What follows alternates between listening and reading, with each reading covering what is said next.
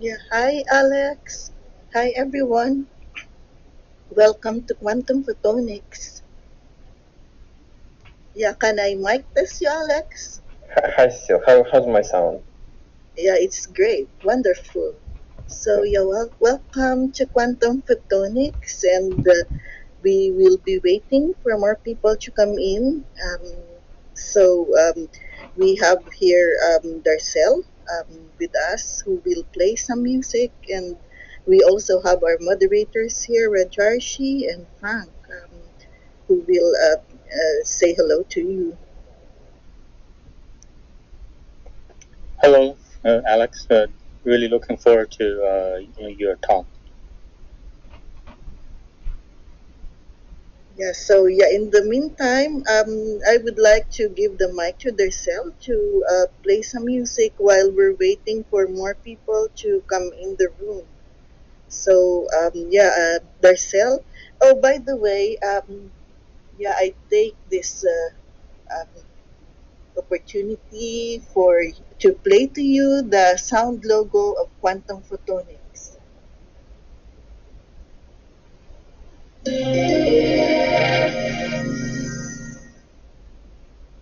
Yeah, so that's a preview of the logo and the other factors that will be added in the club later on.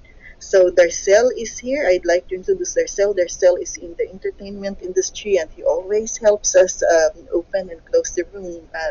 Darcel is a producer, writer, and a composer. So Darcel, please open the room with your music.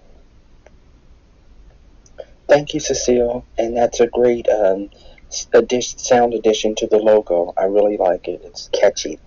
Okay, here we go.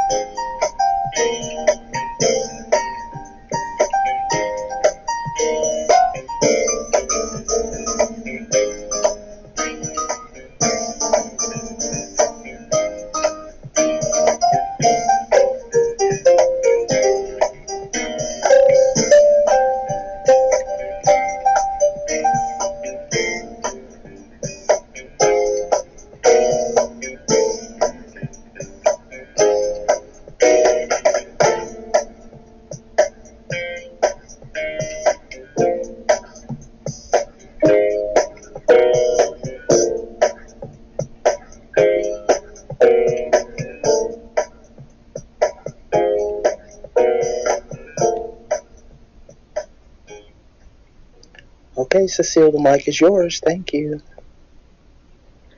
Yeah, thank you so much, Darcel. Um, as you would see, I had pinned on top of the room the slides that Alex had prepared here. And you will see in my Twitter account that I had also tweeted the link of the paper and the popular article that was done on the study made by the lab of Alex. And I will be putting the links here on the room chat. So please check it out as we start. So I would like to introduce our special guest speaker for today. We are very honored that he accepted our invitation. So Alex earned his PhD in physics of semiconductors from Ukraine to work for Blue LED Materials. In 2004, he joined the Quantum Semiconductors Lab at the University of Sherbrooke as a postdoc, working on molecular monolayers of gold and gallium arsenide. In 2008, he moved to the Quantum Theory Group at the National Research Council of Canada in Ottawa, where he worked on modeling excitements on colloidal quantum dots. In 2011, Alex joined Ted Sargent's group to work on nanocrystal solar cells. And in 2018, Alex joined the Department of Physical and Environmental Sciences at the University of Toronto, Scarborough, as an assistant professor in clean energy. His topics of interest are materials for clean energy and materials discovery using machine learning.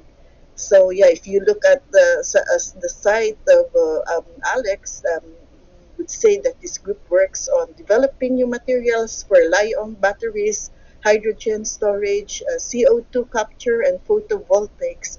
They use atomistic simulations, machine learning, automated high-throughput material synthesis, and characterization to demonstrate proof of principle devices that will speed up the transition to renewables.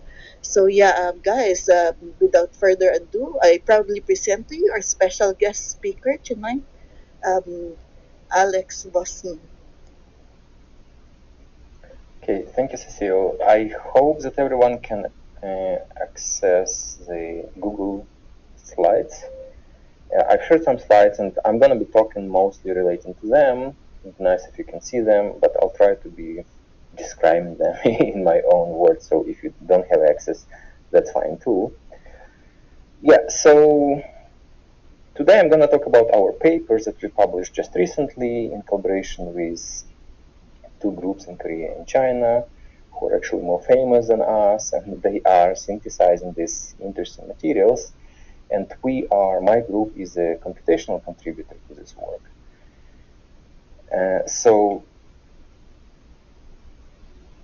The work is about smallest semiconductors. So semiconductors on the scale of nanometers. And I really want to introduce you, well, why do we care about them? We call them colloidal quantum dots in general. And there is this special word, quantum, which stands for, well, there is something weird going on. In particular, these particles are so small that quantum effects start to be visible in them. And what kind of quantum effects? Well, so we kind of learned in 1920s probably when we found the Schrödinger equation and tried to solve it for a simple system. You can solve it. The very first example in quantum chemistry class that you learn is an electron in a box or particle in a box. And basically what you find is that when you make the box smaller and smaller and smaller, I'm not saying which sizes yet, you will start seeing that the energy of this electron in the ground state, in a state of rest, actually changes. If you relate that this particle is an electron, it can actually mean that the energy which you can observe with the help of light will change, so the color that this electron can emit or absorb changes as well. So we kind of know this for 100 years, but it was really first demonstrated and discovered in real life only in 1985. In parallel by an American scientist, Lou Bruce, in Columbia, and another Russian scientist, Alexandr Voznyy, somewhere in St. Petersburg at the time, now in US as well. So basically, they were growing these semiconductors, different materials. One of them was working with cadmium selenide, another with lead sulfide. But basically, using some special preparation procedure, they have found that they can prepare particles that will change color, or like depending on preparation conditions, this particle will change color. And that was really unexpected. We knew this effect should exist, but it was the first time it was demonstrated in real life. And then people mastered the synthesis of these quantum dots in solution. They're very, very easy to make. Nowadays we have even simpler methods. Like I just did a lab last week with my students where you just drop one solution into another and you start seeing how it shines with different colors. So on slide 2, if you follow me on slides, you can see this example of different colors of quantum dots solutions. So those are solutions of these materials. The material is cadmium selenide, and we like it just because its tunability range falls exactly within the visible range, so you can tune it anywhere from red to blue. It's not particularly good material to work with. It's cadmium, so it's a heavy metal, which is toxic. But so far, it's like a prototypical system that we like, and we will learn from it and understand, and then we can translate it to some other materials as well. So what these materials are useful for? Well, so on this picture, what you can see is it's the same cadmium selenide, but just changing the size of the box, size of the particle of the quantum dot, you get different color. So what can it be used for? Well, you can imagine anything that needs light, so you can just play fun. So if you look on slide 3, or you can tag or biologically insert into a living organism these light-emitting particles. And they're actually so small that the organism just doesn't care. And they're so small that they're smaller than a cell of a human or a mice or whatever, like significantly smaller, so that you can highlight several portions of the cell and you can see what's going on. For example, you can attach it to some protein and just monitor it in real life, how it floats back and forth inside your cell, how it transmits signals, or where the protein moves. Because it's so small, it's smaller than protein. And obviously you can use them for something like fun, like optoelectronic devices. So LG, Samsung, like Amazon, they have these TVs or tablets that do use quantum dots as light emitters to enhance the color reproduction. So with quantum dots you can achieve very bright red, very bright green colors, and like it really helps to make your space, the color space, much richer and nicer. So all of the new TVs now move into this technology. So I mentioned quantum. I didn't say the size yet, so I said it's smaller than a size of the living cell. So on slide 4, it's a rough comparison, and it's still hard to wrap your head around it, how small it is. So we're talking about nanoscale sizes. Nano means 10 to minus 9, 1 billion times smaller than a meter. So nanometer quantum dot. Our quantum dots are usually between 1 to 10 nanometers. And if you expand it billion times, you will get roughly the size of the soccer ball. And if you expand the size of the soccer ball billion times, you will get the size of Earth. So you can imagine it's really, really small. It's hard to imagine how small it is. So I show you another comparison on slide 5. And nowadays we probably know what a SARS-CoV-2 virus is. Viruses are small, so they are smaller than human cells. They have to reproduce inside the human cell or some other cell. So human cell size is roughly 10 microns, 10 micrometers, which means 10,000 nanometers. So virus is in the range of 100 to 300 nanometers. So it's about 100 times smaller than the living cell. So like a billion viruses by volume can fit inside the cell. That's why they are easy to reproduce and they are so hard to catch. So for comparison, you can see quantum dots, which are roughly 10 times or even more smaller than the virus. So they are really, really small, few nanometers, 10 nanometers, for example. Depends on which material. So you can grow them different sizes at the point. So you can grow them anywhere from 1 nanometer to, I don't know, to 100 nanometer size.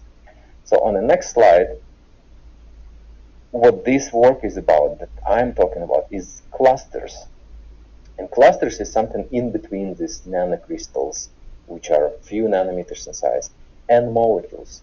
So molecules are like less than nanometers, so 10 times less than nanometers, that's angstrom, 10 to minus 10 meters. So here it's an up to scale different molecules. So water is obviously the smallest one you can think of, and I show here a molecule, carbon-60, so buckyball, if you know it. That's pretty large. We still call it a molecule. And on the right, you can see this nanocrystal, which is roughly 4 nanometers in size. So our clusters are somewhere in between. They are sub-nanometer, so particularly these clusters that I'm talking about today, cadmium-14, selenium-13, it's slightly less than 1 nanometer. It's basically just like few atoms, so it's 27 atoms essentially. And this is the first time we are able to discern the exact structure of this cluster. And I want to explain why it's significant. So we actually do know other clusters. So C60 is technically a molecule, but it's comparable in size. Below you can see the gold cluster, which is the same size, 30, 40 something atoms. And the difference is that gold is a metal and cadmium selenide is a semiconductor. So they will have very different properties, and not just optical or electronic properties, but also the total behavior of the surface, stability, and so on. So, well, these clusters are small, the quantum dots are small. Can we see them? So we really want to know what are their properties, what is their structure, what is their surface structure, in order to be able to control them better. So we grow them, they basically assemble from the ground up. And we want to know, well, can we affect their properties? How better control their growth size? Can we stop them at small size, or will they grow to larger size? And so on and so on. And this really requires us knowing the structure, knowing everything about it, knowing how nucleation and growth happens, so that we can control it better. And it's really hard to know how to control it if you don't know the structure. So we really want to see what it is. And here I already showed you the picture, but imagine, well, this is just some balls drawn on a page. Like, how do you know this is a structure? What does it tell you? So you really want to see it with your eyes, right? Well, I just showed you before that they're pretty bright. You can see how bright they are. So can you see a single particle? Well, unfortunately, not with regular optical microscopy. So I'm on slide 7 right now. And because the smallest size we can see with any wave is comparable to the wavelengths of this light. So our light, and blue is around 400 nanometers, so half the wavelength is 200 nanometers. So that's the best we can get with optical microscopy. So we need to use something else, which has a smaller wavelengths. And luckily we can use electrons. If we accelerate them to sufficient energy, we can create electrons which have a very, very small wavelengths. And this is perfectly suited to see such small objects. So on slide 8, you can see an example of electron microscopy. So we can really, really zoom in down to a bacteria size, which is like half a micrometers. So roughly 500 nanometers. That's good, but we said our particles are even smaller, like 10 to 50 times smaller. And we really need a different microscope. It's also an electron microscope, but accelerated to even higher energies. So on the next slide, slide 10, you can see transmission electron microscopy, TEM, where you can progressively zoom in and you start seeing these particles down to few tens or few nanometers, depending on what acceleration voltage you use for these electrons. So at 200 kilovolts, you reach a wavelength of an electron so that you start seeing this grid of atoms. So essentially you start seeing atoms, which are sub-nanometer, just 1 angstrom roughly in size, which is great. This is what we wanted. This is a nice example of platinum nanocrystal. It's kind of heavy atom. It's easy to see. We can see roughly the shape, but you see the surface is kind of murky. So on slide 10, I actually show that nice, you can see a particle of few nanometers, 2, 3, 4 nanometers maybe, but the surface is completely washed out. So you see nothing on the surface. The reason for this is that our quantum dots are actually kept with some organic capping layer. So inside the core is inorganic, so lead sulfide, cadmium sulfide, gold, or whatever. But around it, we have to surround it by surfactants, like your soap, essentially, a layer of fat that you put around so that the particle is soluble in whatever liquid you want. Usually it's something polar, non-polar liquid, like, I don't know, benzene, for example, or octane, or something like that. And this is like the crucial part. These ligands, what we call them, this organic capping, actually protects your quantum dots from growing larger. It protects from quantum dot bumping into another quantum dot and merging together, because these atoms want to interact with each other. So it's like a buffer layer, a shell, and we know nothing about it because, well, you just don't see it. One of the reasons is that carbon is much lighter than these heavy metals. You don't see it at all. But even you see, if you look at the surface itself, like, there's nothing to see. It's really like diffraction of electron. The electron is a wave, so it's really a small size. So you don't even see the structure of a surface, not even to mention the ligands. And that's a problem. We really want to know it.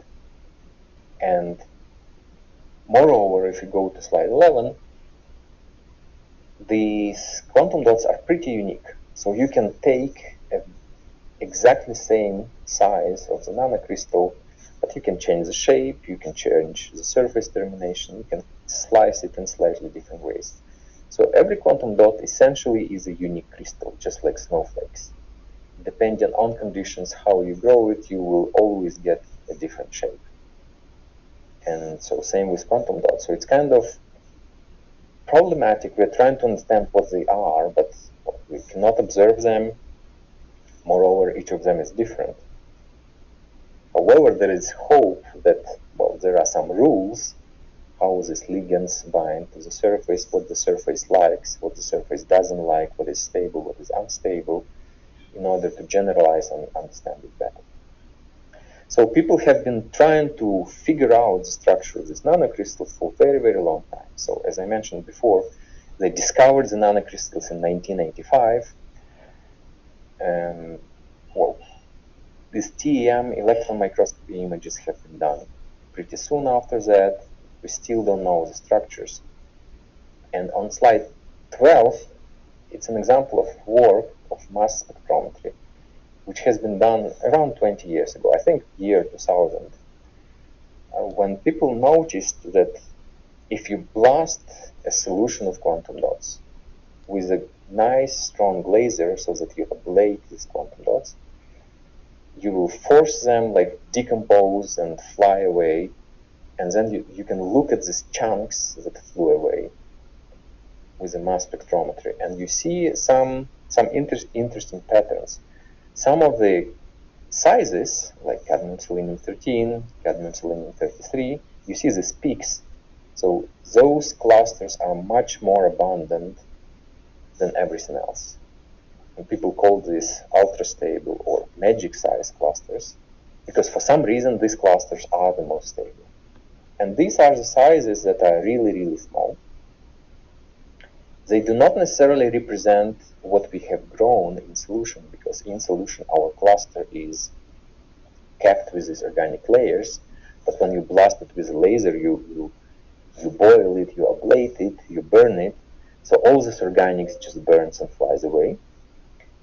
But the remaining core is pretty stable, and the tiniest core people have seen, they still don't know what it is, but it was this cadmium selenium 13.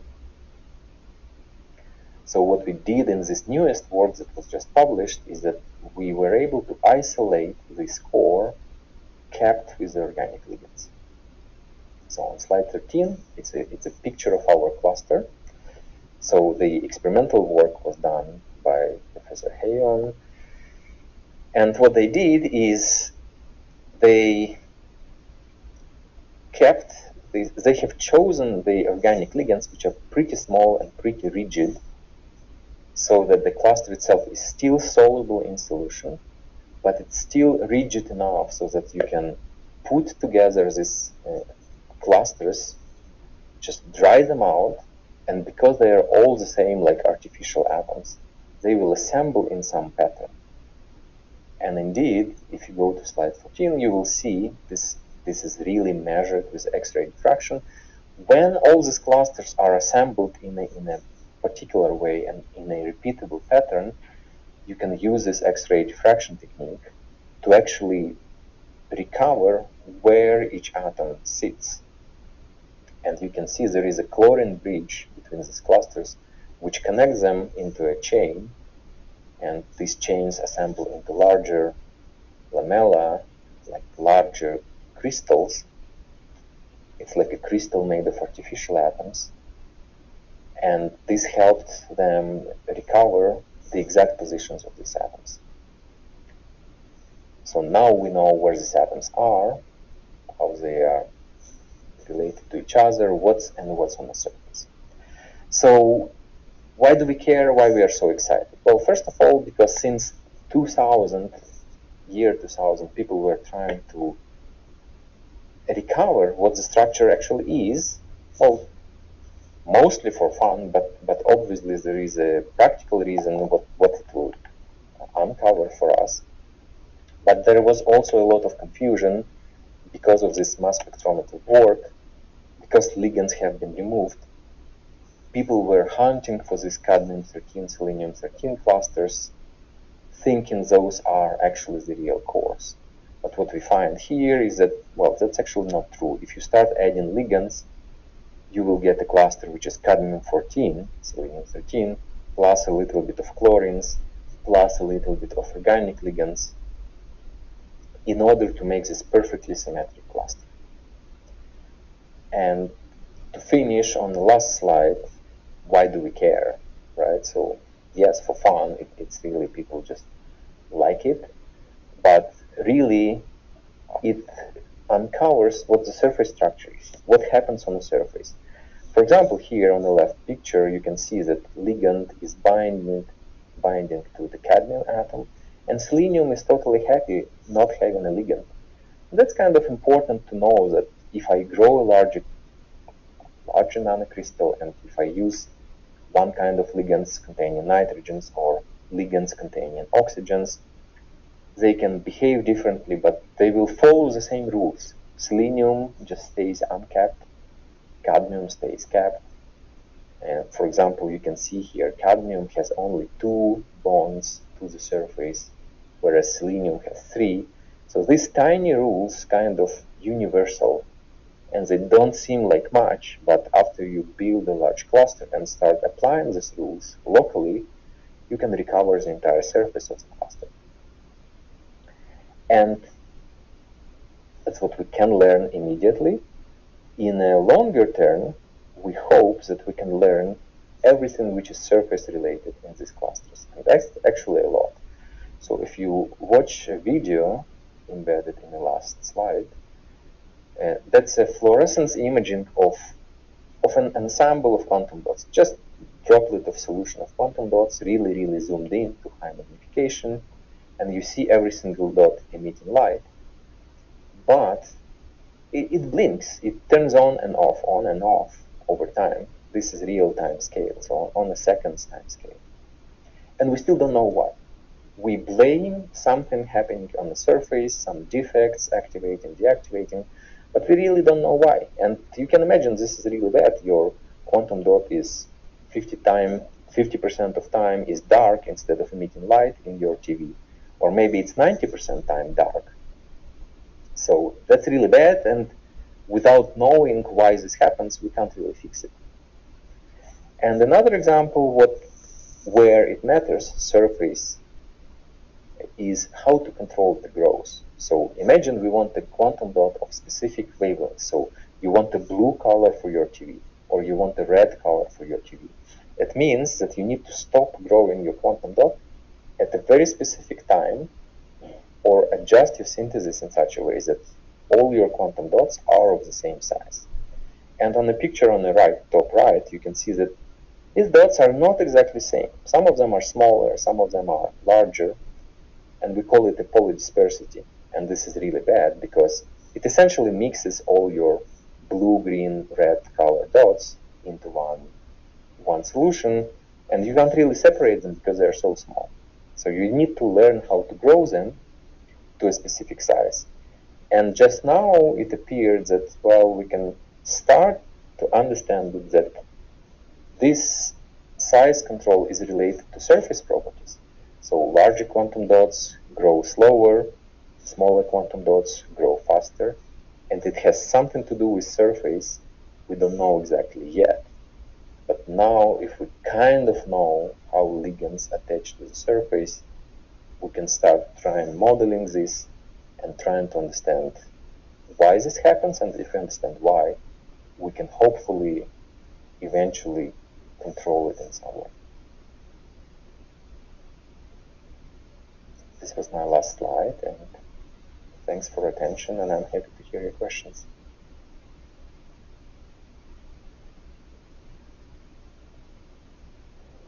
Yeah, thank you so much, Alex. So that was the last slide. Are we prepared to open the floor for questions and answers? Yeah. Yeah, okay. So, yeah, you will see some of the links here that we had posted on my Twitter account and also on the room chat about the study that was conducted by the group of Alex, and also there's a popular article. So I would like to open the floor to questions and answers with the priority of the mods first to ask questions if there is any. And basically, I would like to emphasize that we should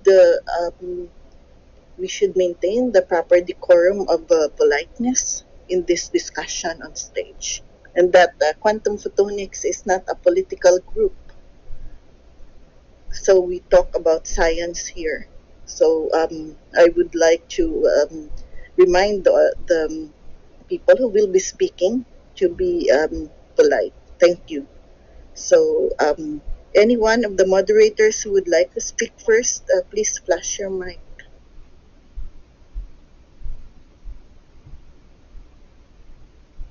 Frank, let's go. Thanks, Cecile. Can you hear? My connection is not Yes, good. we can hear you. Great. Thanks, Alice, for the wonderful presentation. Thank you. The first thing, the video in your last slides somehow don't play. So just let you know, I'm imagining the blinking phenomena should be quite fascinating. And why that blinking usually means something. There's dynamics going on. So just quickly for the number of cadmium and selenium, the atoms. How do you infer the exact number, like 13 versus 14 for the other? As on peaks, it's there's only 13, right? So I assume it's some sort of geometry, Euler's type of formula lead you to that inference, or by TM? So in TM you cannot see it, and the picture of mass spec that you see is the old one from 2000. This is not ours. We have done it as well, and we can actually see the cadmium 14, selenium 13, and plus 2 cadmiums. And actually what's interesting, its position is very close to those previously reported peaks, and that's why there could be some confusion as well. But also our clusters are kind of easier to separate, and we have used significantly gentler ablation so that we didn't destroy the entire cluster. We were actually able to see even these organic ligands staying intact on the cluster. And yeah, so our peak is slightly different, and from that peak position we can infer a different size. But also that's where, well, geometry itself comes in, and symmetry, and we can test it with our quantum mechanical calculations. That's what my group was doing, is that, well, we can simulate using quantum mechanics the stability of different clusters with more atoms, with less atoms, and compare their energy, and we can confirm that these most symmetric clusters are most stable ones. So kind of confirming experimental observation, and we can also simulate optical absorption and optical emission spectra and also compare them to experimental. So they are in the paper. I'm not showing them there here in slides, but in the paper we have them. So we have a very good agreement as well of theory and experiment. So, but the actual structure actually comes from X-ray diffraction. So that's the ultimate standard for this kind of determination of structure. So yes, the mass spec can be very confusing. It blasts with a laser, so you don't know if what you are measuring is really what we have initially. That's why X-ray diffraction is the standard, but it's very hard to grow a crystal, and basically it was impossible to grow it until this time, because if you have a crystal of these clusters, you can easily determine the structure. So the technique is well developed. It has been done for other crystals, but not for cadmium selenide. So this is the first time we have done it for this tiniest cadmium selenide cluster. So, and indeed confirmed that original old mass spec is actually incorrect because it blasted it too much.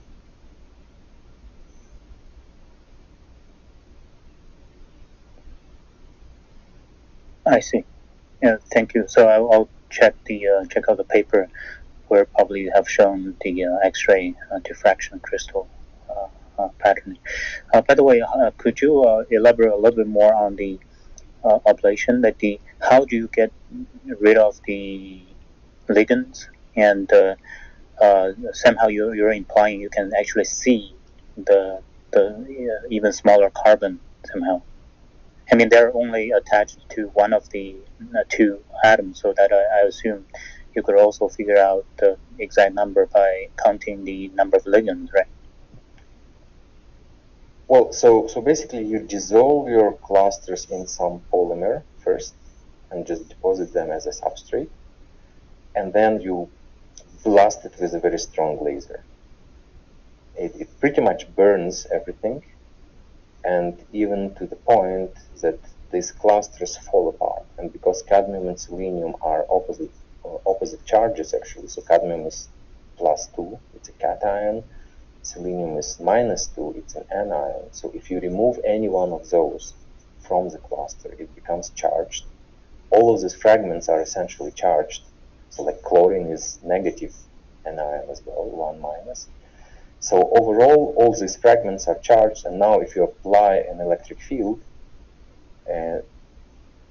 the fragments of different mass will be accelerated, like depending on their charge, they will be accelerated to different speeds so that you can separate them in time and detect the arrival time on a detector.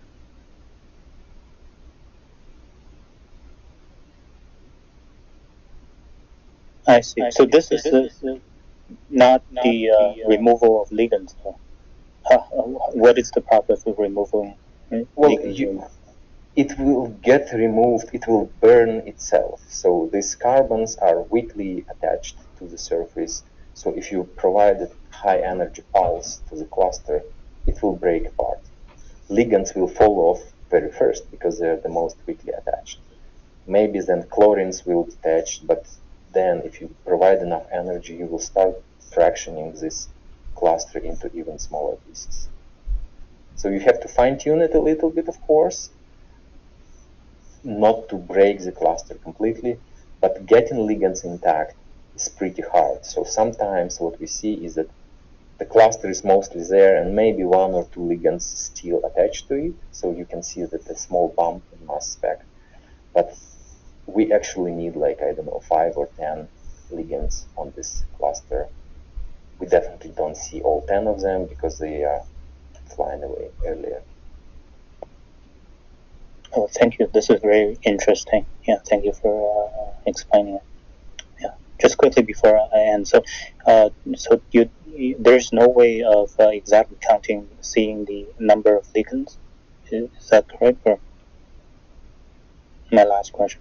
Well, in X-ray diffraction, you can actually see ligands. X-ray, yeah, exactly. Yeah. Okay, good. So you don't see hydrogens, for example. They are too light for X-ray. But carbon, you see 90% of them. So you can recover what they are because you know what your ligands are. So you can, even if some of the carbons are not visible well, you can still recover where they are. So yeah, we do see the ligands, and that's the beauty of, with X-ray diffraction, it's easy. The problem is, can you grow this crystal so that you can do X-ray diffraction? That was hard. Great, really cool. Thank you. Really cool. Thank you. So Eric, do you have any comment?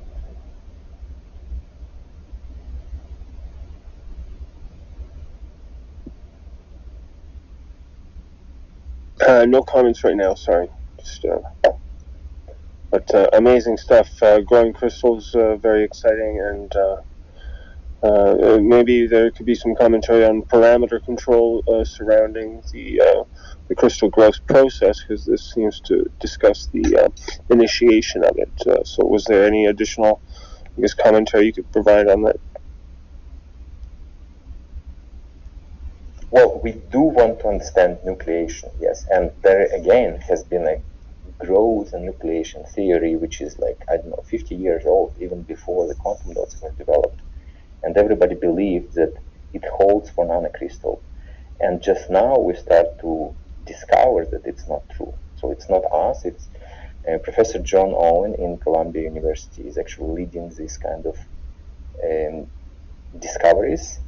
And it really required an exquisite control over the ligands, over the precursors for these nanocrystals, and interesting measurement techniques. But he just published 2 papers this year, and this is really the beginning of a story that we don't understand much. We have to rethink everything. And the key conclusion from their work so far is that smaller nuclei grow much faster, whereas a large quantum dot, which is already capped with a dense layer of ligands, just doesn't care to grow. So it's much harder to attach a new piece of cadmium or lead or sulfur to the existing cluster if it's already a large cluster. We don't know yet what the reason is. Maybe it's just the surface coverage, but maybe it's something else. And we really hope that knowing the surface will help answer this. And in particular, we don't need to model a huge nanocrystal. We can compare a small cluster and the next family of clusters. So this is cadmium-13. The next family is cadmium-33. Again, if we knew the structure of cadmium-33, which we don't yet, but we can guess now, build from this small one, and play with these small toy models that are amenable to computational modeling, quantum chemistry, and really, well, now we can compute the energies and compare why a larger cluster is more stable than small cluster. It's just the beginning, we don't know yet. Well, it's very exciting. It reminds me a little bit of the work done by Lee Cronin for molecular assembly, which kind of tells you the several constraints of various molecules that could be constructed through processes. So I guess the next thing I guess we'll be expecting, or I guess the industrial revolution for the next generation, will have huge improvements for these kind of materials. So exciting to see the processes, because I think physics on the tip of a pin is often very magical. You can do all sorts of stuff at places like Los Alamos, but it's the chemistry that is really the thing that has to scale properly. So thank you. For anyone else who would like to ask a question, please go on. Yeah, okay. So let's go in PTR order. We have Kyle, Rumi, Emergent, and Alex here on stage. And then there is a question from Belsi G. The latest question here, are there any challenges scaling up? So, yeah. That'll be interesting. Alex, great research. I was just kind of curious, who owns the intellectual property of this research?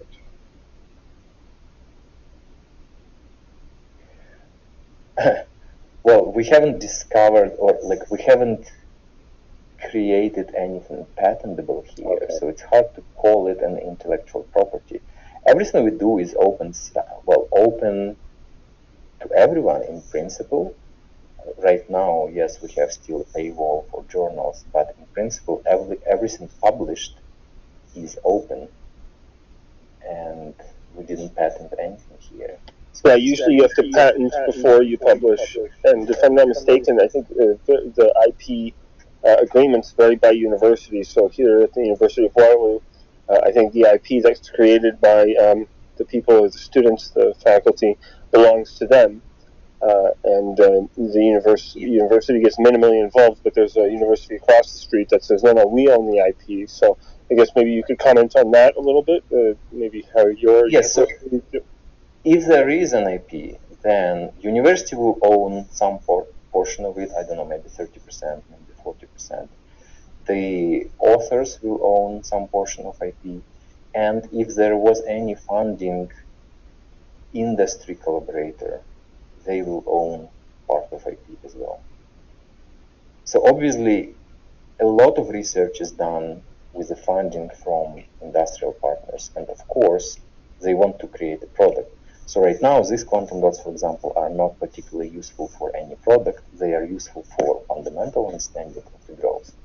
But if we, for example, created a quantum dot shape or composition or growth or synthesis method, which is so unique that nobody can reproduce it in any different way, that could be an IP, and then you could file a patent and say that all my quantum dots in my LGTV, for example, are protected. You can't really grow them without my permission. So it doesn't relate to this work, but yes, in principle, it's possible. We did have this kind of collaborations with industry, where usually synthesis is not the greatest IP, because if I synthesize something, you will never prove which way I used to synthesize it. You can only protect or enforce a patent on if I can say like, oh, a quantum dot of special shape. So if you get this shape, I can take a TEM, watch at it, look at it, and say, oh, this is the right shape, this is the wrong shape. So I can say that you used my quantum dot. But synthesis itself is very hard to enforce. And I think one final comment, I think you'd also have to file the patent before publication as well. So once you publish, it's kind of public domain, as it were. So yeah. I think, at least from my experience. Yes, that's right. That's right. So we're definitely not talking about IP in this paper. There was none here.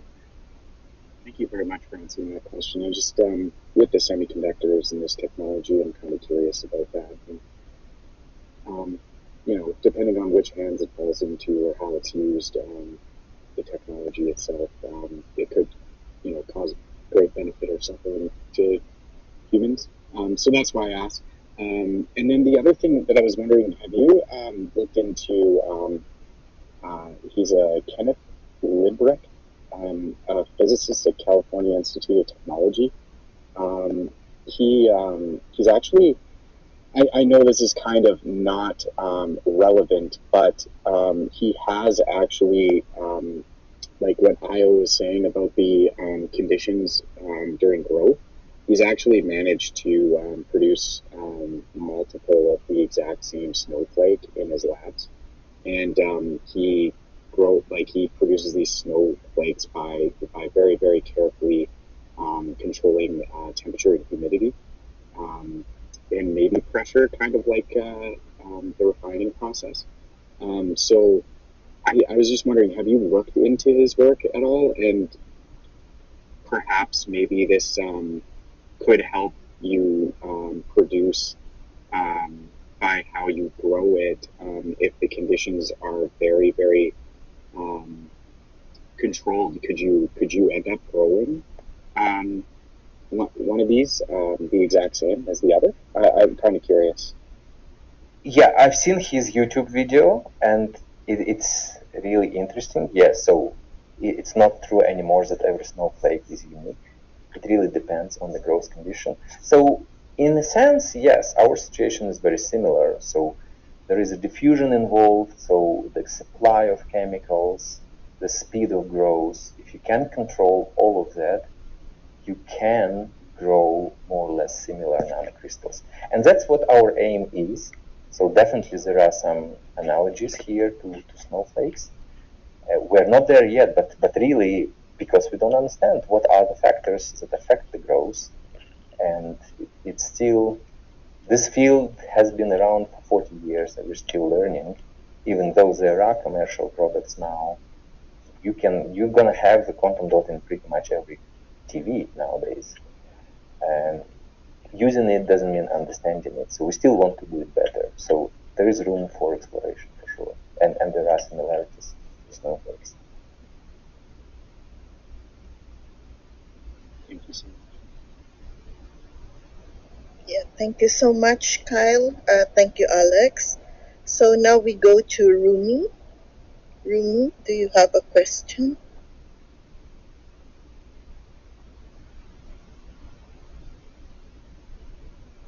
Yeah, so if Rumi can speak yet as of now, we go to Catherine.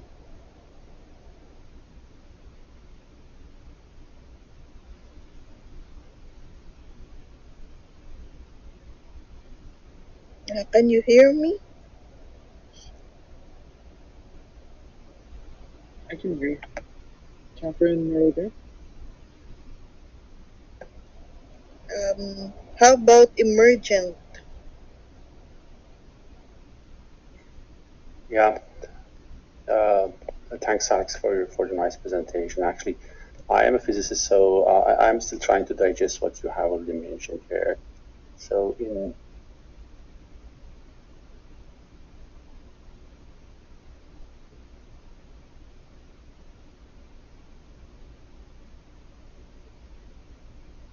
Sorry, did he cut out just for me or for everybody? I didn't hear as well. Yeah, emergent. I cannot hear him. Emergent, if you're speaking, we can't hear you. So,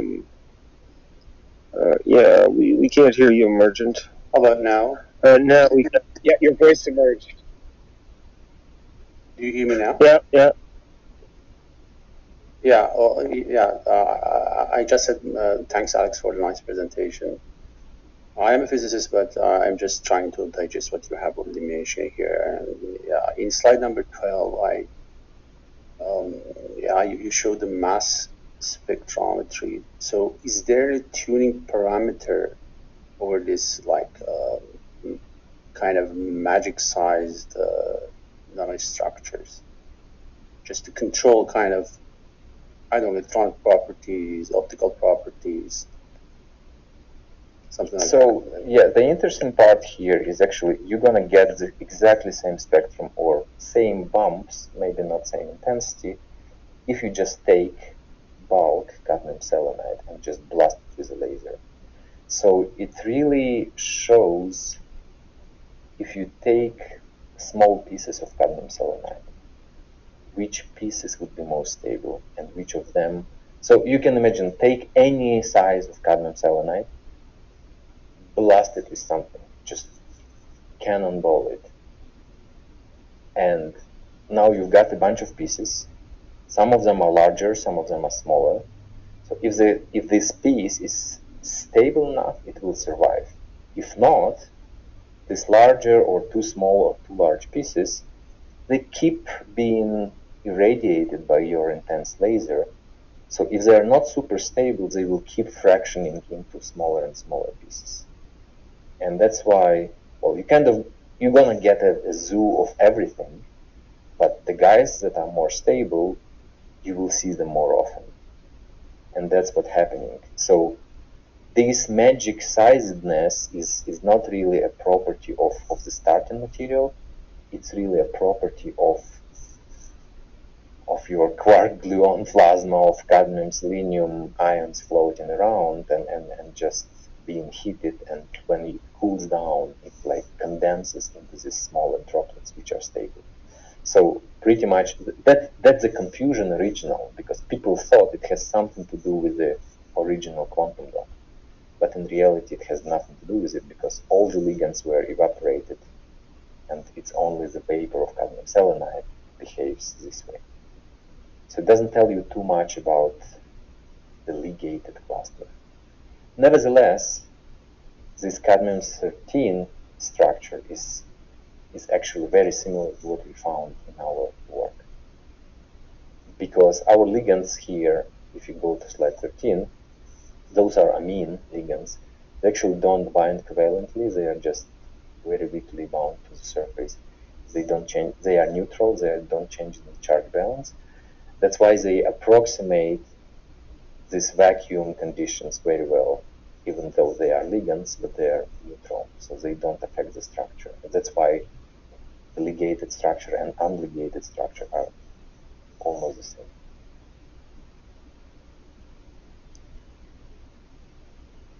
Thank you. Yes, so Alex, I just want to ask, what are your plans for the next steps after this? What are the challenges probably that you will be experiencing to translate it maybe later to use cases and probably put it in commercial production?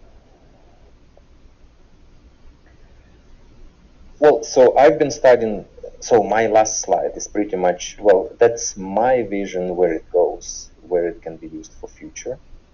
And as a theoretician, we can now start building these models and playing with them and putting ligands in different configurations and trying to see, and then you can turn on the dynamics. You can turn on the movement of atoms and see, does it want to move, does it not want to move. We know that these surfaces are very mobile, the atoms run around, that's not new, but what exactly they are doing can affect the property.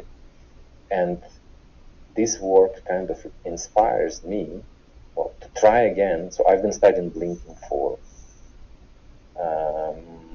10 years at least, and trying to find an atomic model of why blinking happens. So blinking is obviously bad, as I mentioned. It pretty much makes your quantum dots 10 times dimmer than they could be. But the phenomenon is really interesting. This is a nanoscale object with just few atoms, which move on the time scale of 10 to minus 15 femtoseconds, or 10 to minus 12 picoseconds. But the blinking phenomena that we observe is on the order of magnitude of seconds, so you can see it by eye in real time. It's just this incomprehensible disagreement of scales. It's such a tiny nano object which changes on this crazy long times of seconds by the measure of this quantum dot. But the last one as well, it's just a new topic where we start understanding, well, we always want this very narrow line width for a color, And it's actually been very challenging, especially for special colors. Like blue is very hard to make very blue. You always get something greenish or cyan. And like it's important in solar cells, it's important in photodetectors, getting a precise control of quantum dot size distribution. And I think we're gonna get some new advances here, which will be actually practical for some human scale devices.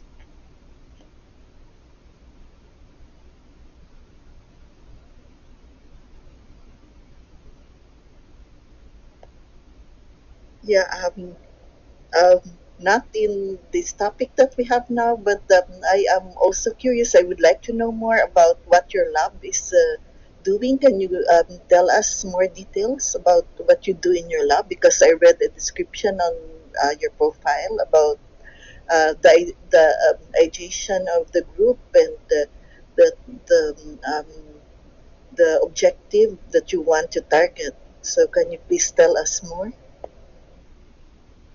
Well, so my background is computational, but my whole life I actually worked in experimental groups and trying to prove that computational science is useful for anybody.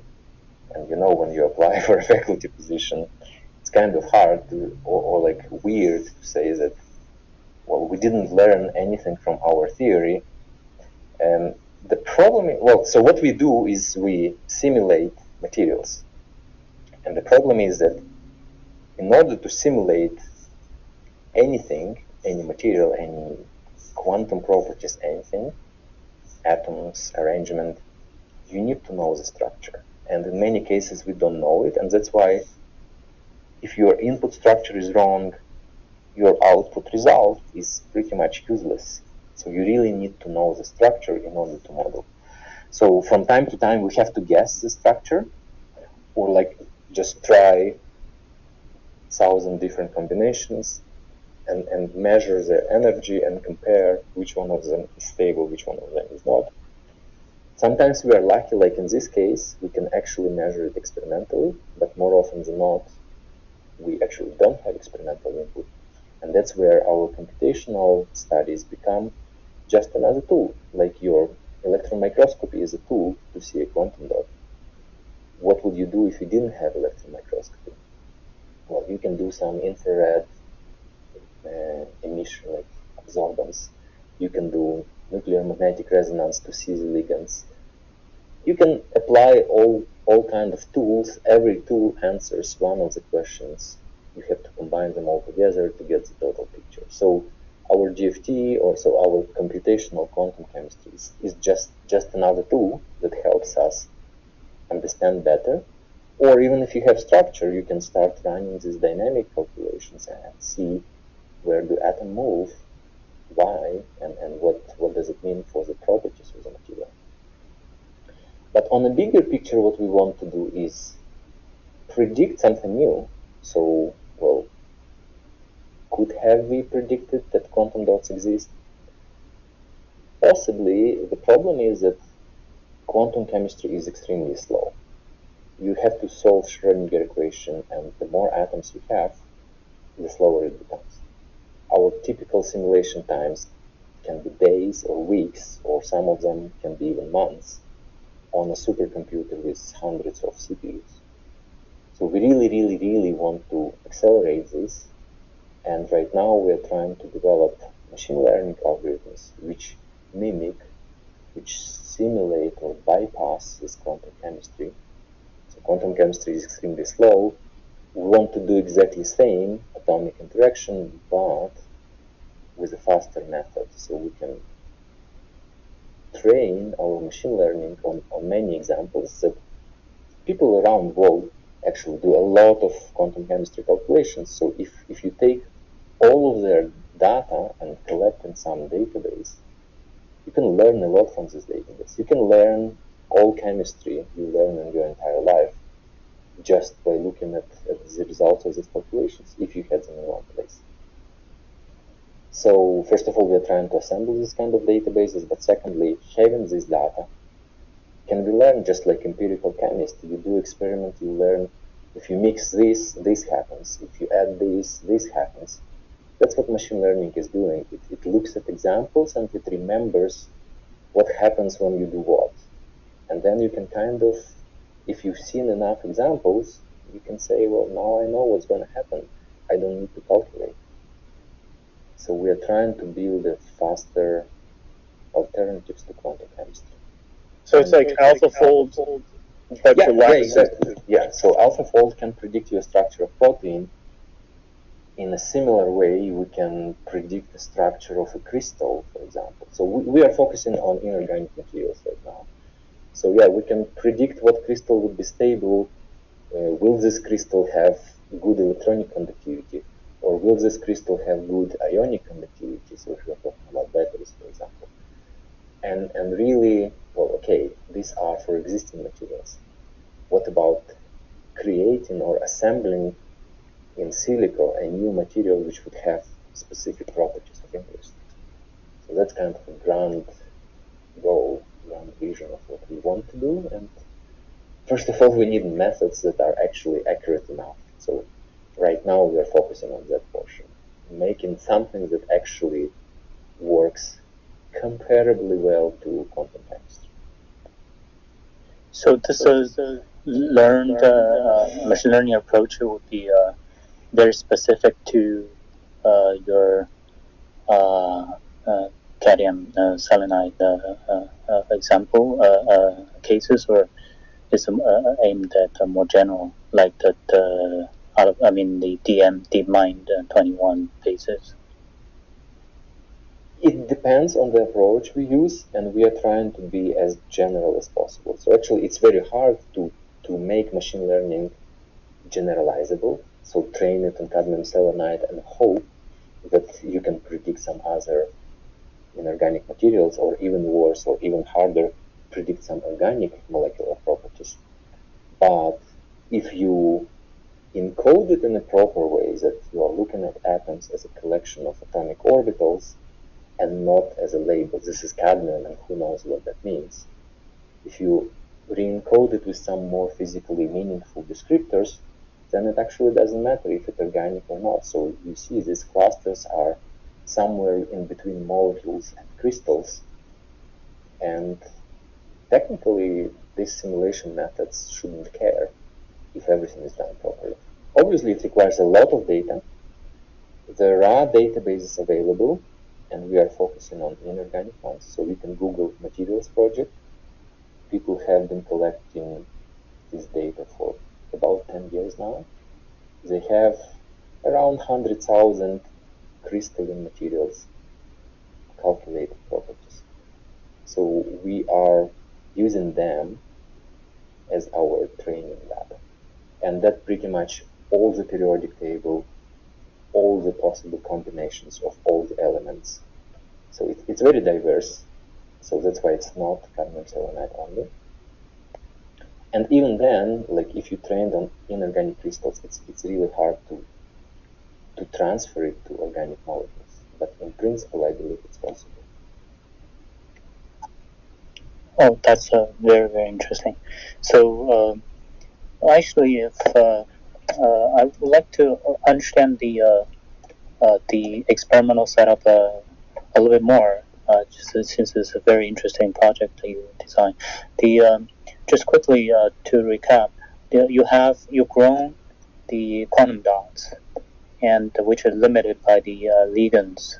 So when do you decided to put in the ligands? Is there a preferred size that not too big, or and then after the obtaining the quantum dots, then you blast them into pieces, and how exactly? You mentioned some droplets of the most represented, the most stable, and you wanted to pick out the smallest, I assume. How exactly that was achieved? It's what type of environment is in vacuum, and is the say CD14 SE13 already encapsulated by ligands around them? You have to separate them or don't? So mass spec is the old technology it's still very useful, but it's not the main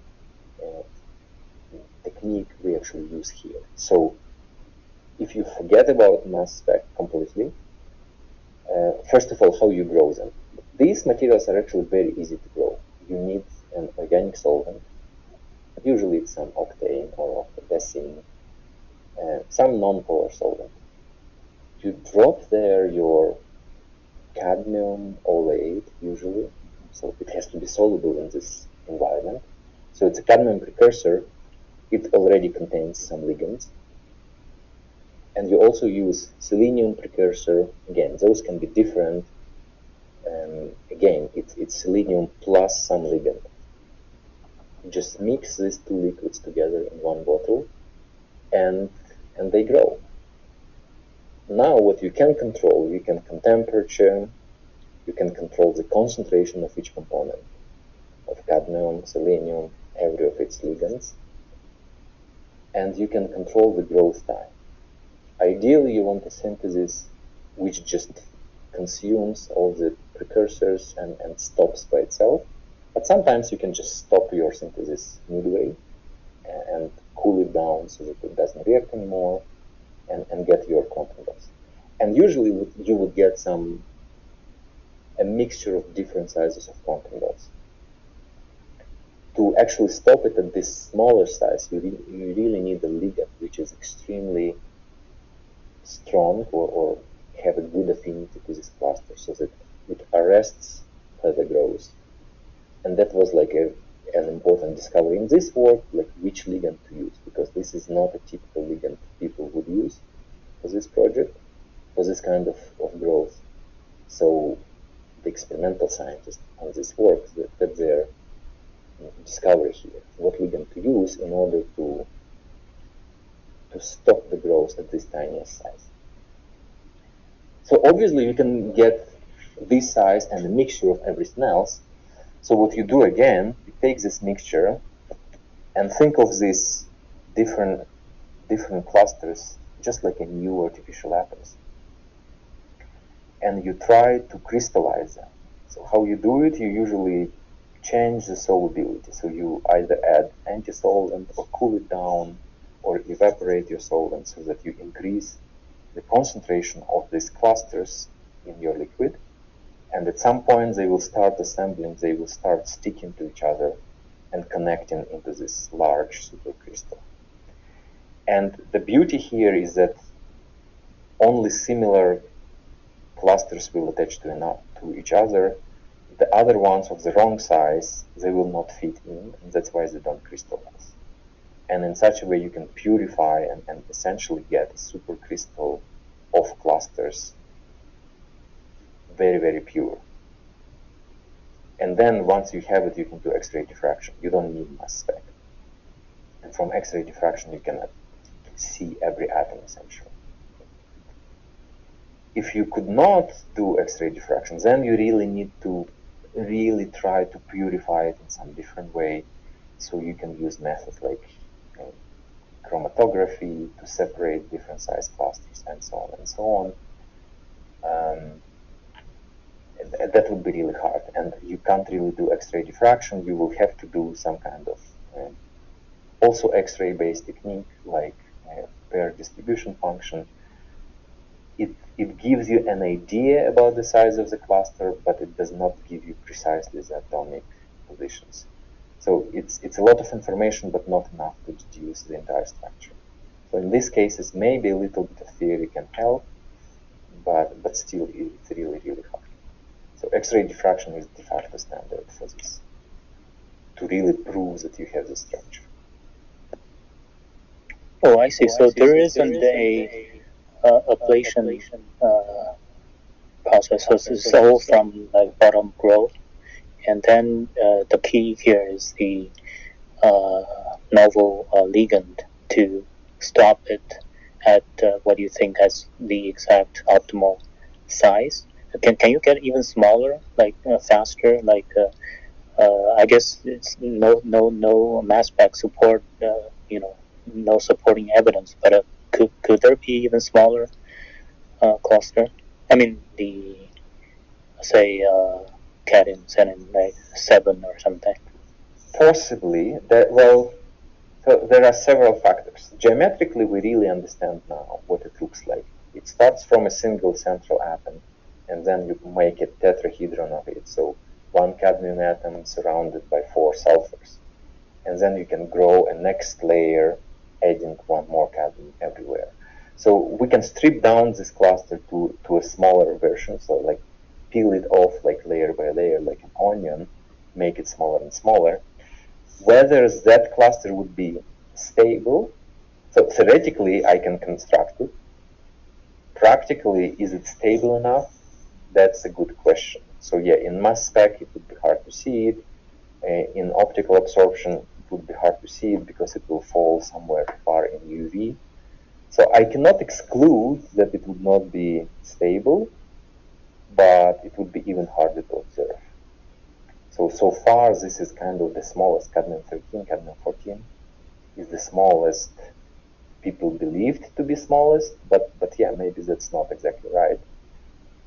Maybe, but really, other than purely computationally, I can't think of any other method at the moment to prove that it will be stable. I see. This is fascinating. Thank you.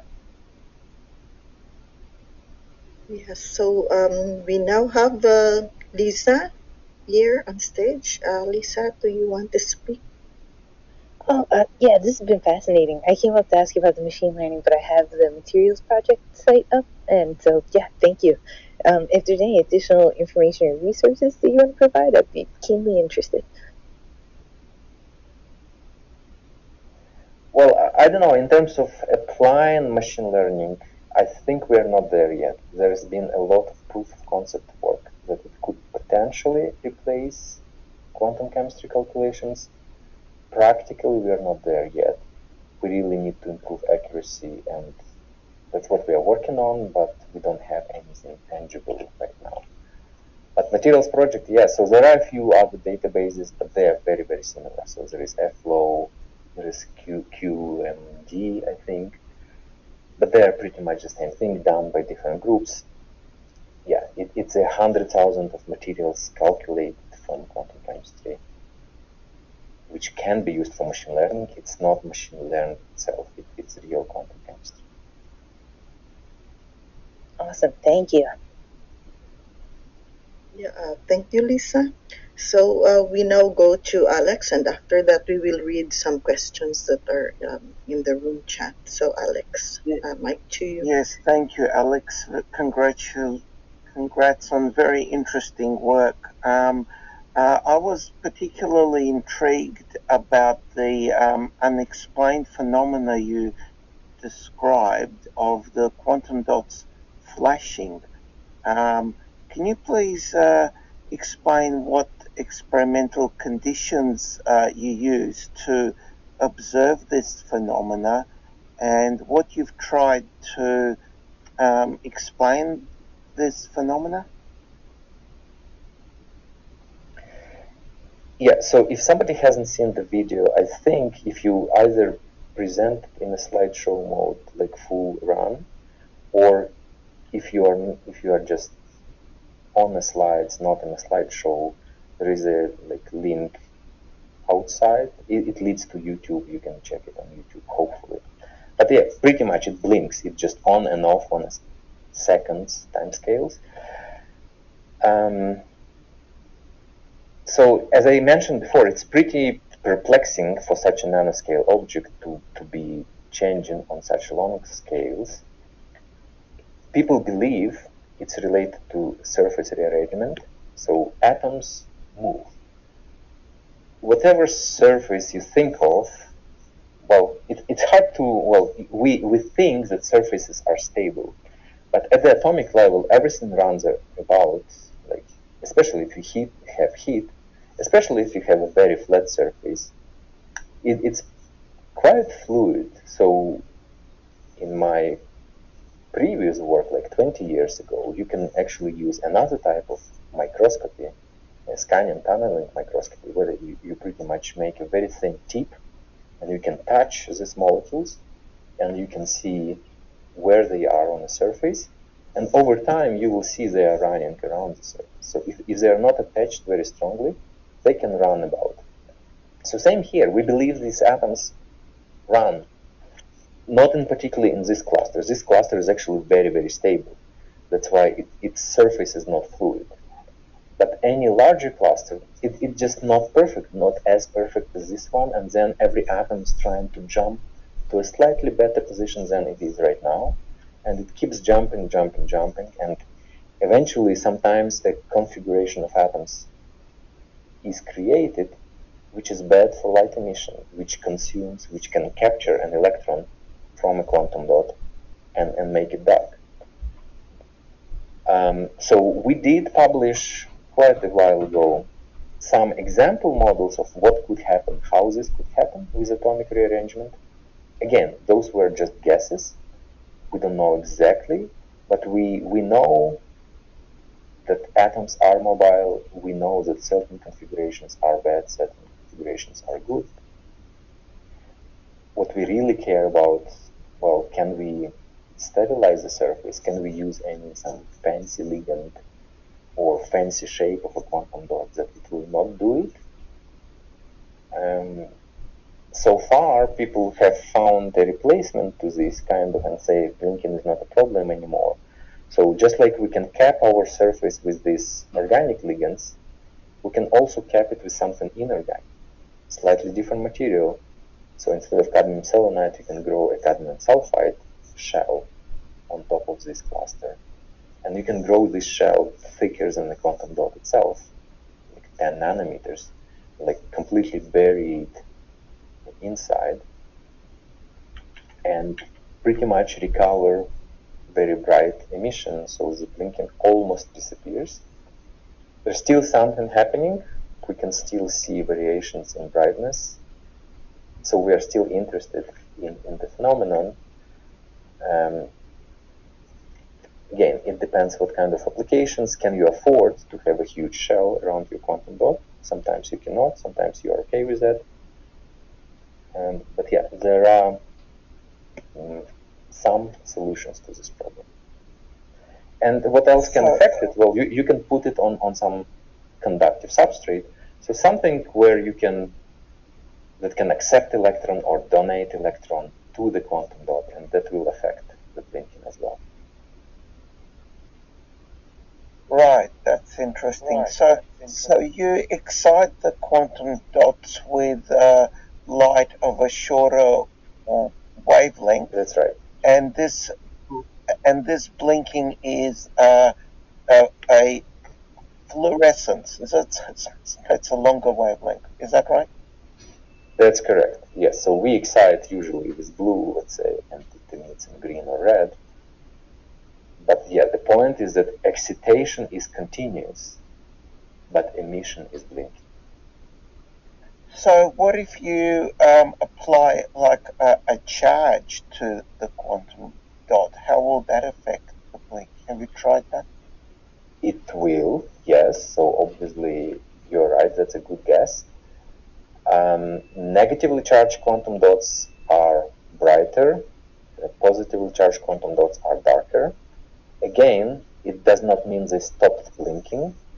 It actually means that negatively charged exciton, so which we call a trion, has a faster recombination pathway radiatively, so it can essentially emit light before it gets captured by the defect, but it doesn't mean that we eliminated the defect itself.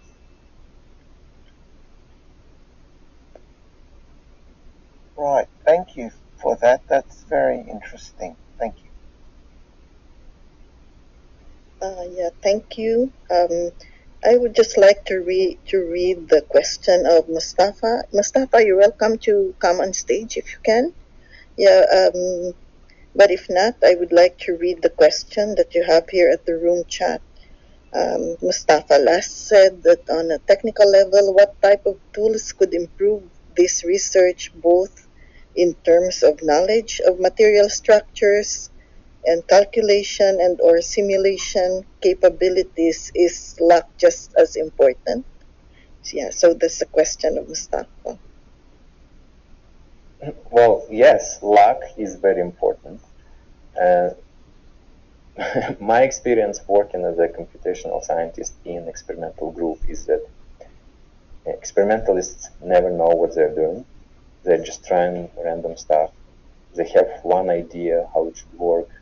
They try it and they get something absolutely unexpected. And that's how science works. Like, if we knew what we're gonna get, there's no point doing the experiment. So that's part of discovery. You just need to keep trying.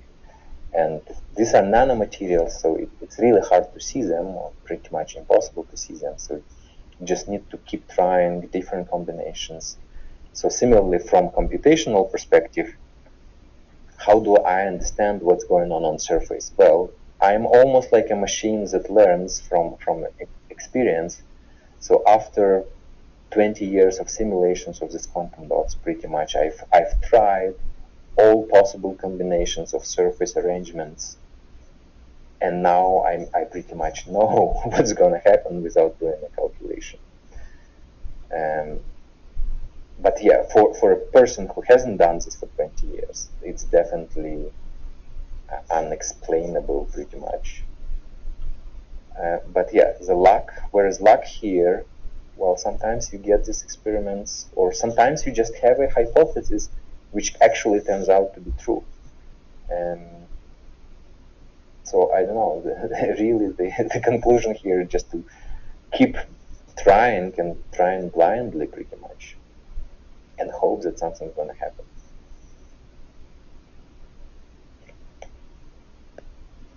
Yeah, thank you so much, Alex. Yeah, Mustafa, if you have further questions, you're welcome to raise your hand to come on stage. So, yeah, I would, on your comment, Alex, a while ago, I would just like to say that, of course, we recently had the announcement in machine learning by AlphaFold, and yeah, that's really a phenomenal achievement. However, I saw that in their site, they also had put some caveats and limitations to which, to their credit, AlphaFold has published in their own site.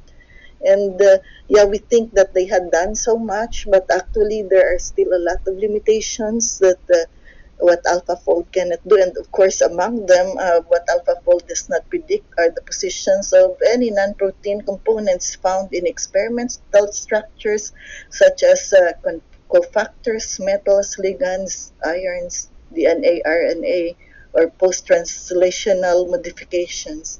So yeah, we still have a lot to learn as well because, as you said, garbage in, garbage out.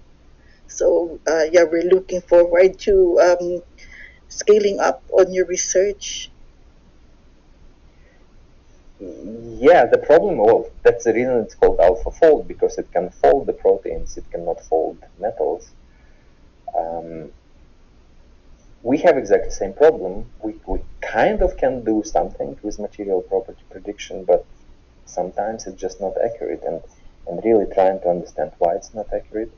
But the most important is, like, we need training data. So, well, I don't know what they did for AlphaFold, where they collected the data. Well, there were experimental structures of these proteins, how they fold, and those structure of proteins were done exactly the same X-ray diffraction techniques that we are using here.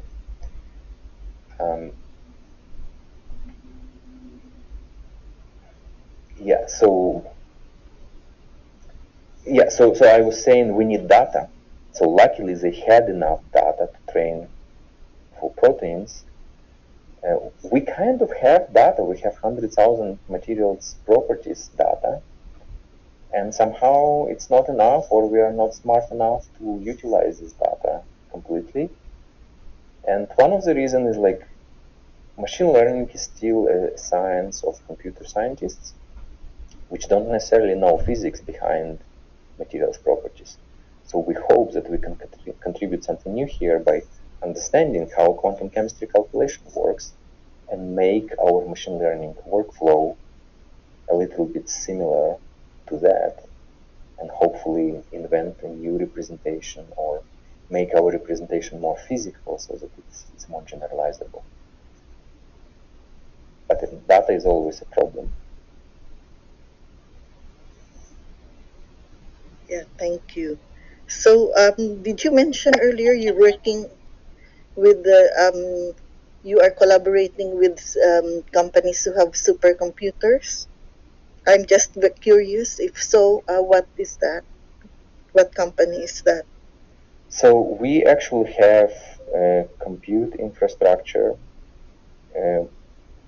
created by Canadian government, so anybody in Canada can have access to it. Same is true for everyone around in the world. So US will have its own. Every country pretty much have their supercomputer centers for university, for academic research.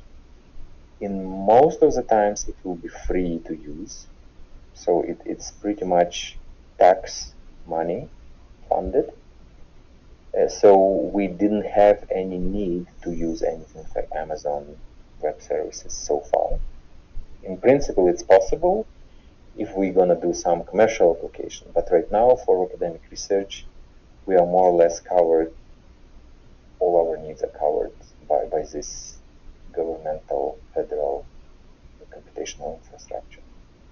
So what that is, that's just a bunch of, they're not regular computers, they're regular computers with very fast Ethernet connection between them, but other than that, those are just computers. Yeah, thank you. So I think Frank wanted to speak a while ago. Frank? Oh yeah, just quickly on the blinking, that phenomenon also quite intriguing to me as well. Following on the Alex's question, I didn't catch your answer completely. So did you say that? So let me first clarify. So these blinking that you can be observed by naked eye, right? So then, are you looking at one single quantum dots, or are you looking at a solution of quantum dots? And also, did you mention in your answering that you're thinking that the reason is the moving about of the he's mentioning exciton and then the hole and the electron? So you can almost observe it with a naked eye, well, or at least with optical microscope. Usually it's done that a very dilute solution of quantum dots is dropped onto some substrate so that the distance between quantum dots is large enough, and then you just come in with a regular microscope. You cannot see the quantum dot if it didn't emit because it's too small, but when it emits, you just see a bright blob in your microscope field of view. It's much larger than nanometers, but nevertheless, that's why I'm saying you almost see it by a naked eye, but well, with a regular cheap microscope you would see it. Yeah, and the reason it blinks is, so we are saying we are continuously exciting them. So imagine you have two configurations of quantum dots where something has moved on a surface. So in a perfect configuration, you absorb a photon of light, and then your electron and hole recombine and give it back as a photon of different color. That's a bright state. But now you are moving a ligand on the surface, or a cadmium atom on the surface, or selenium atom on the surface. You rearrange the atoms in some way, in such a way that now that the next photon you absorb, you created electron and hole. This electron or hole kind of falls into a trap. And then it just sits in that trap and cannot recombine with the hole.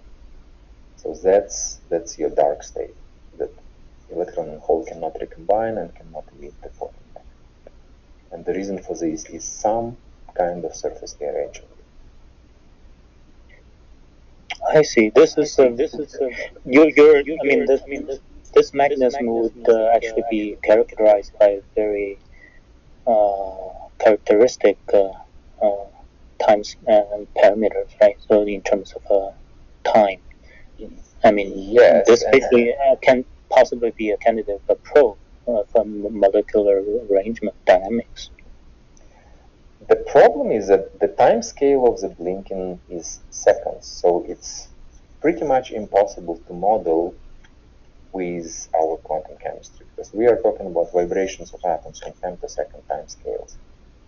We will never ever be able to model seconds time scales. We are many, many, many orders of magnitude away from that.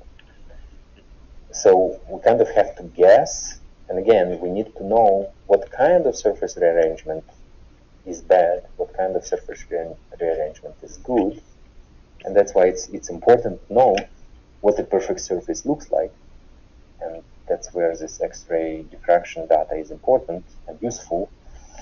But in principle, yeah, we can model, well, this surface is bad, this surface is good, then connecting it to dynamics is doable. So we don't need to see how it happens, but we can say, well, this configuration is this much in energy, this one is this much in energy, what the energy barrier between them, how much energy you need. You can estimate how much time you will need to jump between configurations. Nevertheless, getting to seconds time scale is kind of hard, so people believe it's several defects aggregating, like, so some really, really rare event has to happen in order to make the quantum dot dark. So we still don't know exactly what. We have guesses. It's a complicated process to make it really slow. Oh, interesting. Thank you. Yeah, so yeah, I would just like to remind Alex that as I told him earlier, that we are 1.5 hours into this conversation, and yeah, we have some people here on stage and some people who raised their hands, whom I had brought up because I know they will ask questions. So I would just like to ask Alex, how much more time do you have for us? I will need to go at some time. I think I have at least 15 minutes, and we can reassess after that. Yeah, thank you, Alex. So yeah, with that, I'll take note of that. With that, I would like to acknowledge people who just came on stage. We have Hansen and Kay, Dr. Heidi, and Callum. So yeah, anyone among you who would like to ask a question or make a comment, please flash your mic. So okay, so let's go with Dr. Heidi first because she has been here earlier. So Dr. Heidi and then Callum.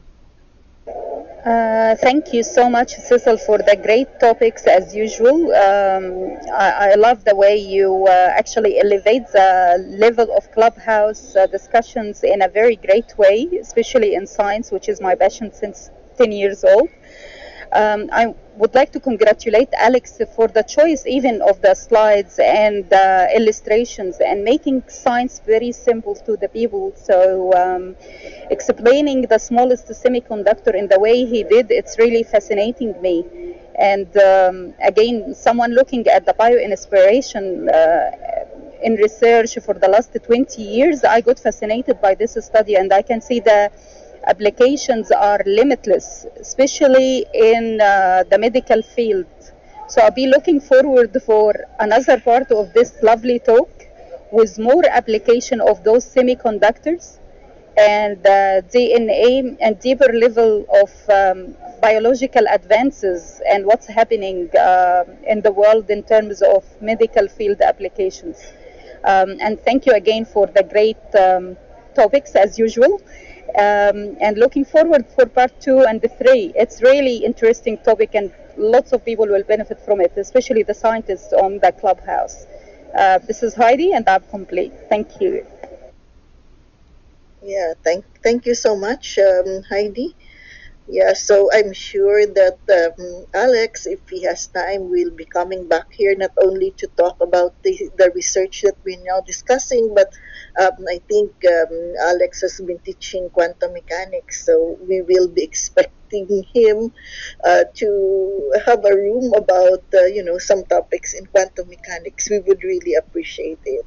So we'd like to go to Kalim now. Hi everyone. Hi Alex. Thanks very much. I'm like to pick up on what you were just discussing in terms of the discrepancy in the expected time scale for the blinking. Femtoseconds and picoseconds versus seconds of time. And I'm wondering, are you aware of any kind of similar phenomenon in nature where the scales do not match with the observed outputs? And the second question would be, what do you speculate may be a cause of that or a source of this discrepancy? Thank you. Thanks for the question. I think there should be some analogy somewhere. I actually don't have anything on top of my head, but this weird wrong time scale or pretty much independence of blinking on the time scale. So actually, it is rather independent of a time scale, and we call it a power law. It's when it's not exponential. There is no characteristic lifetime of the event. So some blinking events can be nanoseconds, some blinking events can be microseconds, some blinking events can be seconds. So, and this stretch over the long timescale range, we call it the power law. And yes, I'm sure the power law is known somewhere else, and it's a characteristics of something happening. It's definitely a good suggestion to look for this kind of analogies. And again, every time I start to actually think about blinking, my head starts to hurt, and I need to go to a specialist who worked with it his whole life. And actually, you come up with some model and come to him, and you think, oh, this is amazing, this is going to explain blinking, and come to him, and he says, no, it's not going to explain this, it's not going to explain that.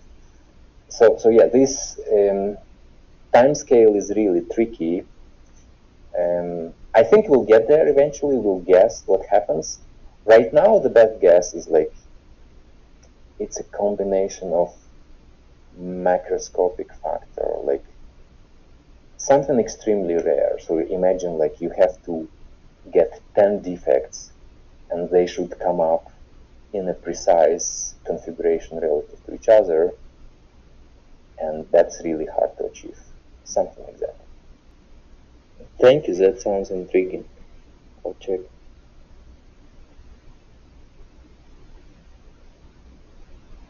So just quickly on the timescale question earlier in the discussion, very interesting. So this power law, or whether there's an analogy, there's one comes to mind that, but I don't think that's a very good one. But I'll just mention, in complexity theory, there's we call sync, and there's a good article a long time back that explain why the firefly in the roofs, that they sync their flashes, right? So that's, however, in this to make there seems to be different mechanism working, because in there is because individually they have their flashing rate, right? So here somehow you have to bridge the very nanoscale. So I hope the point is made, but I wanted to clarify. It's how this phenomenon has been examined in the literature, that since it's only observing roughly by eyepiece of the optical microscope, that you cannot count the weak flashes, right? So it has to be a more quantitative examination of the number of what you define as dark and bright. Well, people can actually do it pretty detailed, so you can automate it and you can record. Well, you can find one quantum dot, focus on it, and monitor it very, very long time. And it's actually not absolutely bright, not absolutely dark. So when it goes dark, you can still detect photon.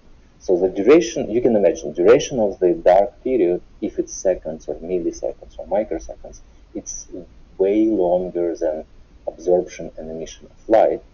So during this dark period, you can actually absorb, I don't know, 1,000,000 photons, one by one. And what you actually affect is a quantum yield. So, which means they're not totally dark. They can still emit light, but let's say with 1% efficiency instead of 100% efficiency. So it's actually detectable. And you can detect these variations of brightness pretty much. So it's not completely on and off, but it's like grayish, whitish, and you can call it off, but technically it's not off. The light is still there. It just has lower chances to recombine radiation. Because it's a competition of many events. So light emission should compete with light, like electron capture into a trap. And from million of photons during this period, sometimes it gets captured, sometimes it doesn't. But yes, this thing, I'll read about it. I even read like recently an article about a power law in nature and what it means. I didn't think to connect it to blinking, but now maybe I should rethink it and read it again. I'm seriously thinking that you should look into rainbow gravity theory and gravity's rainbow. It's really making sense the more I think about it. I would look very in depth into it if I could. Kyle, I would like to add also that I just suddenly remembered that this rainbow gravity theory has been highly criticized by my friend Sabine Hausenfelder. And I think she has a video about it. But, Sabine is very well respected also in her field. And she said that, rainbow gravity has not been shown to be compatible with the standard model. It is neither a theory nor a model. It is just an idea that, despite more than decades of work, never developed into a proper model. So there is no known quantization of this approach, and one cannot describe the interactions in this framework at all. Moreover, it is known to lead to non-localities which are ruled out already. So, Seems like people are still publishing papers on it, though. What? Again, I did not hear you well. I said it seems like people are still publishing papers on the topic. Yeah, they are. But then the more recent one is that this is her comment, and I would like to check out on this because even physicists like Alex. Make it that it doesn't. There's no logic here. Just because it's her opinion doesn't mean that it's scientific fact. Yeah, it's a hard topic, just like interpretations of quantum mechanics. So yeah, I think we can leave it at that. It's definitely a nice idea to check and maybe even build upon. I mean, my first thought was prime numbers and that kind of thing. If you were just looking for patterned, yeah.